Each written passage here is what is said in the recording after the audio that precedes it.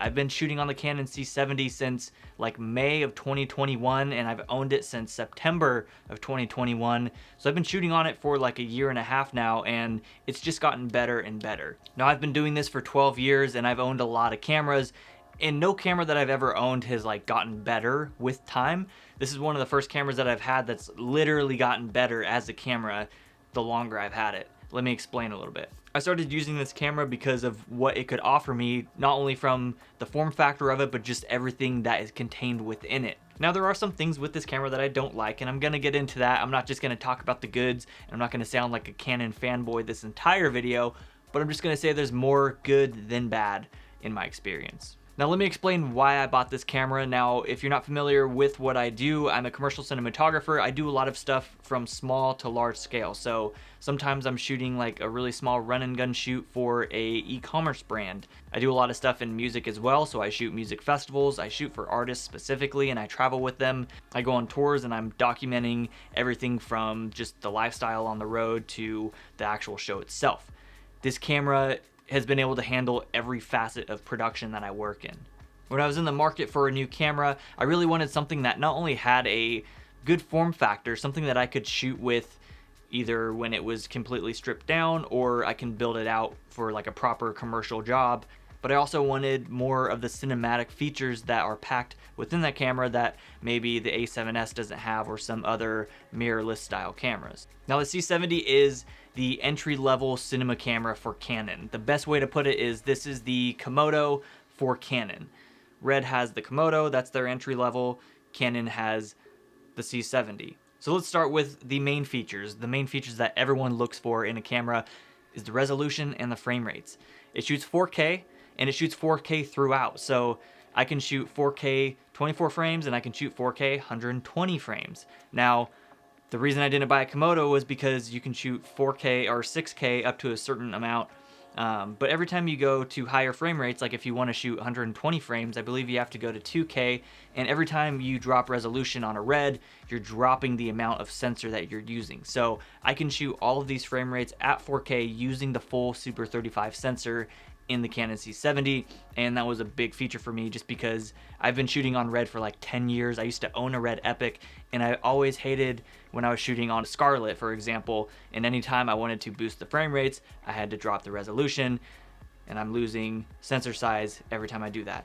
Not only can I shoot 24 frames all the way up to 120 frames, I can also shoot all of those frame rates in between, similar to other cinema cameras. So I can shoot 24, 48, 60, 72, 96, 120. So I have all of those frame rates in between, which is amazing because there's a lot of times when you're shooting where you just want to overcrank to 48. Not every client wants you to shoot 60 or 120. Sometimes they just want that little slow-mo, and I can give them options. What do you want to see here? Do you want to see 48 frames, or are we busting all the way out to 120 frames? The main recording formats on this camera are XF AVC, which is Canon Cinema's main recording format. You can also shoot in MP4, HEVC 10-bit, or you can drop it down to 8-bit and shoot in H.264. But also, this year, Canon released a new firmware update where you can now shoot RAW. This is why this camera has gotten better in time, because now it opens up the ability to shoot Canon RAW. So I can shoot 24 frames or I can shoot 60 frames in RAW. There's two compression options, ST and LT, and I can shoot 12-bit RAW.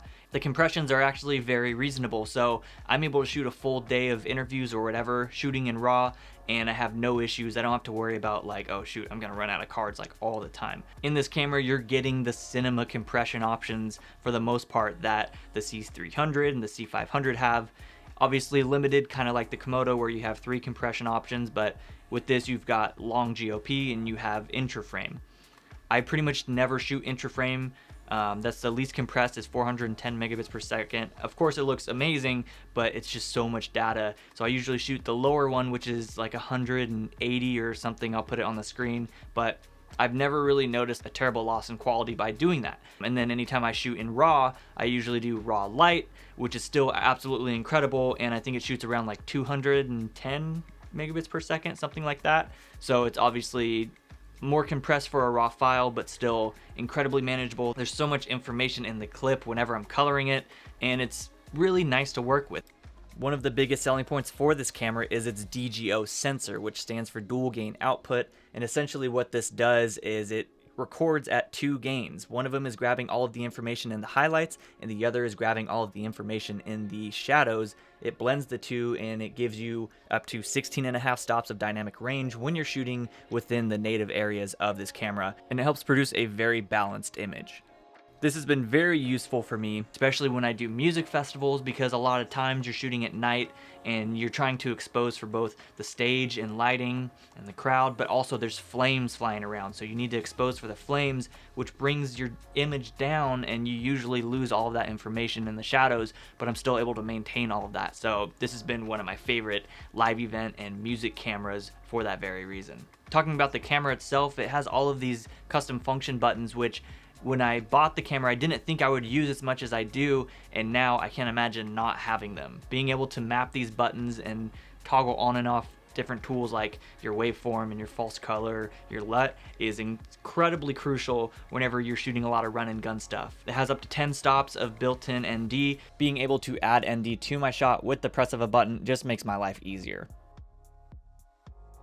This camera feels really comfortable when you're shooting with just the camera body and a lens, and you throw a battery on the back. You don't always have to build it out, and that's what I love, because I can throw it on a Ronin, and I can run around with just the camera and a lens on my Ronin, go all day with that. But I can also throw a cage on, throw my V-mount battery, throw rails on it, and properly rig this thing up for a higher end commercial shoot. It's just nice being able to use this camera in its most simple form, and also build it out with all of the tools that I need for a larger set. Since the Canon cinema line really does favor to the documentary filmmaker, they give you a lot of great options for monitoring your audio. On the back of the C70, there's 2 channels that you can manually adjust the audio as you're recording. So this is awesome if I'm just recording straight into camera like I am now. I can adjust level 1, level 2, and what's great is this records 4 channels of audio. So I can record 2 channels into these XLR inputs, and then I can also have a scratch audio track just running from the internal camera, and then I can also plug in a Rode mic or something like that if I wanted like another source of backup. So I can run up to 4 audio tracks on here, which is amazing. The autofocus on it is pretty good in most cases. It doesn't have eye focus, but it does have face tracking, but it is pretty solid. If I put my hand here, it's gonna track on that, and it'll go back to me.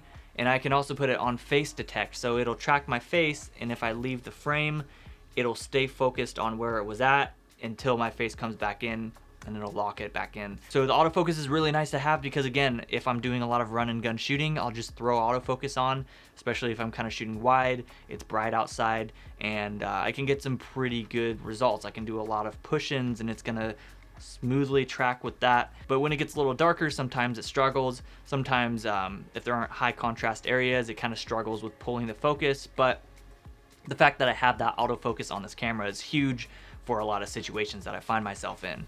The battery life is incredible. I use mainly the BPA30 batteries, which are the smaller ones, and I get like 2 hours, maybe 3 hours of battery within that. If I were to throw a V-mount battery on this thing, one V-mount battery basically will power the whole camera for a full shoot day. So the battery life is very good on these cameras. That's one of the best things about having this for run and gun stuff, because if you're out shooting all day, especially on location where you can't just be charging batteries all the time, it's nice to be able to throw a battery in and just not have to worry about it. And not only does it have really good battery life, but the record times are incredible as well. Depending on the card size that you have, you can really just record this thing and set it to record for, you know, up to 2 or 3 hours. I mainly run 128 gig cards on here, sometimes 256. And if I'm just shooting 10-bit, not shooting in RAW, I can get like 100 and something minutes out of this card. I'll figure it out and put it on the screen here. Anytime I've shot interviews on this camera, which I shot a feature-length documentary last summer, shooting on the C500, C300, and the C70, I was able to just record, be good to go, and they would just talk, and we didn't have to constantly swap out media. So the record times are incredible, again, with those compressions, without really sacrificing quality of video. This camera has dual slots, which is amazing because you can either mirror whatever you're shooting and just record that to both cards, or you can do relay recording where it'll roll out on card A and automatically switch to card B without losing any frames or anything like that. So if you have 2 128 gig cards, now suddenly you have 256 gigs of card that it's gonna record through. I will say I wish this camera had CF Express cards and not SD cards, but I feel like whenever they come out with a Mark II, that'll be one of the first things they upgrade, hopefully. Now this feature on this camera is something that maybe a lot of people who have this camera don't have a need for, but the fact that it has proper time code in it is huge for me. Anytime you're using multiple cameras on set, especially with audio, you want to make sure that you have them synced by time code. So an audio person will put a time code generator on each camera to make sure everything is synced perfectly together. And the fact that you can put one of these on this camera just levels it up that much more. One question I get asked a lot is, does this camera overheat? I think everybody's kind of traumatized by the original Canon R5 just overheating like crazy. I've never once had this camera overheat on me where we had to stop rolling because of the temperature of it. The fans work really well. I've shot in crazy hot conditions outside with the sun just blaring on it, but I've never had it actually say, hey, it's too hot, you gotta stop recording. So I've gone through most of this video just praising the camera for how amazing it is, but there are some things that I don't really like about it. First up is the monitor. The onboard monitor is not the best. It just kind of feels really flimsy, and it actually will get really loose on you. Earlier this year, I dropped the camera not even that far from the ground, and the monitor was just incredibly loose. So I had to send the camera in to get fixed anyways, and they fixed the monitor issue, and I haven't had any issues with it getting loose after that. But it's just kind of a flimsy monitor that I would expect a little bit more out of for the, the price of this camera and kind of what it offers. Another thing I don't really like about this camera, but it's only because it is the base level of a cinema camera, is the single output. So it only has one HDMI output, and that just kind of makes it tough sometimes whenever you're trying to run a Teradek or like run something out to a monitor for a director. It's tough to get a clean feed. I can't really give the client or the director a clean feed of the video without turning off all of those display options in my camera, which I need that stuff to be able to monitor the camera and know what's going on. I know I could send a clean feed to a monitor and then just use the external monitor tools and all of that, but I just like to be able to monitor it directly from the camera versus monitoring it from a monitor. Any proper cinema camera body, you're gonna have your SDI for your monitor, but then you're also going to have a HDMI out or some sort of clean feed out that's a completely separate output. So that way you're able to throw your wireless transmitter onto that and send a clean feed out. And honestly, those are pretty much my only gripes with this camera. I know it seems incredibly biased, but again, I've been doing this for 12 years now, and I've used a lot of different cameras. I used to own a Red Epic. I've owned so many different cameras, and this is the first camera that I've had that I like more and more as I shoot with it. This camera has really handled everything I needed it to handle, and it's gone above and beyond. Hopefully you enjoyed this video. Hopefully you got some sort of information out of it. If you did, please give it a thumbs up, say hello in the comments, and if you're not already, subscribe to the channel. I'm gonna try to post more videos like this in the future, so I'd love to have you all along for the ride. But until then, I will see you all in the next one.